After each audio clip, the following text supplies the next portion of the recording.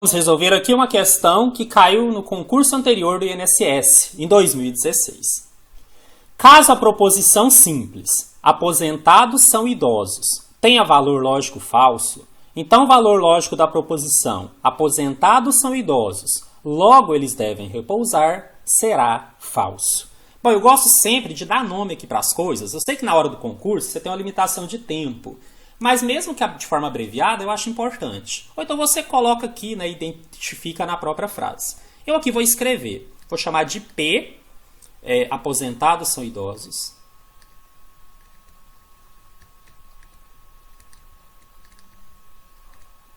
E vou chamar de Q, eles devem repousar.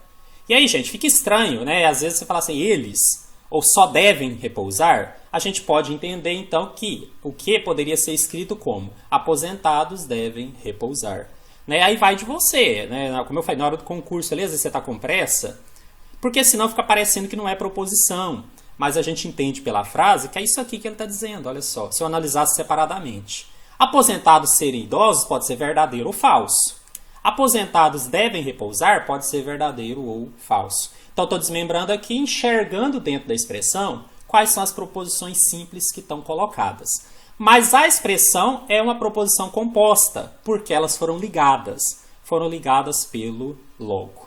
Gente, eu coloquei para vocês que a condicional, que é o se então, pode vir escrito de outras maneiras, inclusive eu coloquei várias expressões equivalentes. E lá eu chamei a atenção que mesmo eu colocando várias, poderia aparecer ainda de maneira que eu não tinha escrito. E aconteceu aqui. Porque é praticamente impossível pensar aqui na língua portuguesa de quantas formas diferentes a frase poderia ser criada, dando também a ideia de condicional.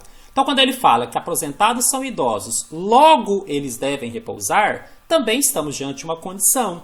Também estamos diante da condicional, nesse caso, P implicando que. Tudo bem? Então, muito cuidado com as frases, né? Na Sebrasp eles gostam de fazer isso. Às vezes não colocam o conectivo com o nome mais comum, mas colocam de uma maneira que a gente vai interpretar e enxergar que existe ali sim o conectivo e que ele poderia ser analisado pelas regras que já conhecemos.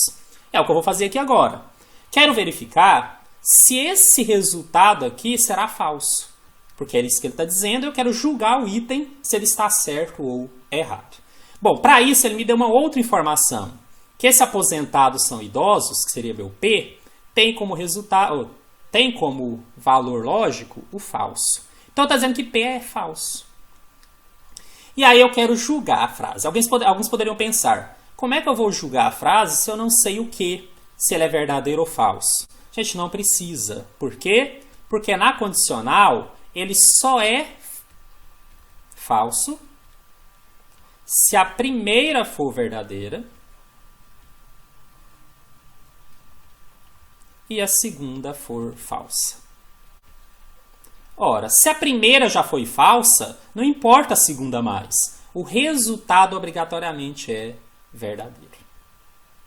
Não precisa desenhar a tabela verdade inteira, tá? Precisava apenas saber essa frase mágica aqui, que vocês já anotaram e vão decorar depois, que vão ajudar vocês na hora da prova. E aqui eu já consigo, então, dar a resposta do item. Ele está dizendo que essa expressão é falsa. Acabamos de resolver e descobrimos que ela é verdadeira. Então, está errado esse item. Tá? Como eu tinha dito, né, em outras questões, em outro vídeo, aqui do lado você teria um número. Eu tirei porque não teria sentido aqui eu numerar. E aí, nesse número aqui, depois você ia lá no gabarito e ia marcar a opção errado. Esse concurso da Sebrasp trabalha exatamente com esse julgamento certo e errado.